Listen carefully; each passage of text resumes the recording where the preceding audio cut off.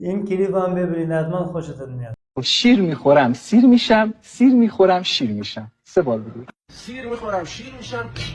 نه شیر میخورم. آی دکتر تو هم چون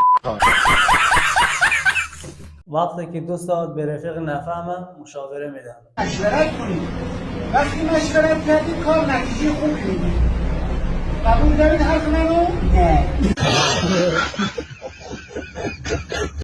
وقتی که ازم میپرسن چرا ازدواج کردی؟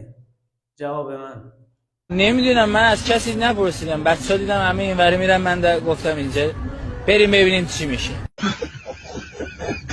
دیگه نبینم کسی به آقای پزشکیان به احترامی کنه. این بنده خدا که داره همه تعهداتش رو عملی میکنه.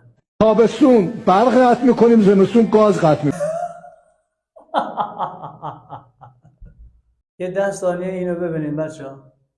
هسته‌ای در ذهن بچه‌های ماست. رو زمینه نی تو بزن باز میسازیم. خب اومد زد.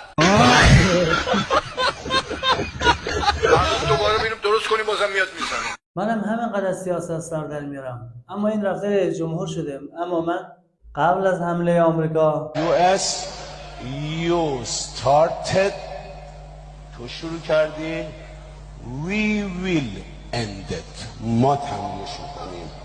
Hey US you started we will end. حالا بعد از حمله آمریکا این چه بلایی بود بر سر ما آمد.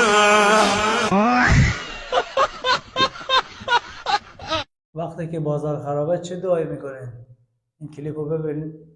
دعای اما یه جوی ما یشفکوس پسه.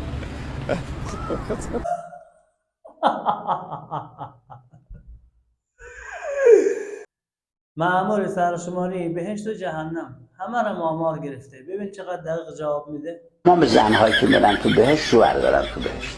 تمام زن بی شوهر تو بهشت دارن. مطابق مردای زن زیادتر از من. شما اگر برید تو بهشت سرشماری کنید زنهای بهشتی بیشتر از مردان. تو جهنم هم برید سرشماری کنید باز زناش بیشتر از مردان. دوستی سوال پرسیده بود اگر رفتیم سر قرار کلی هم خرج کردیم بعد بهمون پا نداد چی بگیم؟ شقیه منو به هم زدی خانم. دیگه اون شور و شوقی که داشتم رو به هم زدی. دوستی سوال پرسیده بود ملا صدرا کیه؟ این کلیپو ببینید. حالا بچه‌ها خیلی میفهمن. یه بچه کوچولو بود شاید 4 سالش بود. اما پرسید که ملا صدرا یعنی چه؟ گفتم ملا صدرا اسمی که از دانشمندانه. گفت نه. گفتم نه پس چی؟ تو بگو. گفت ملا یعنی باسواد. گفت ملا. صدرا یعنی باسواد وقتی نمیدونه چه کنه میشینه فکر میکنه صدرا پیدا میکنه. گفتم آقا جون حضرت عباسی خود مولا صدرام نمیدونه.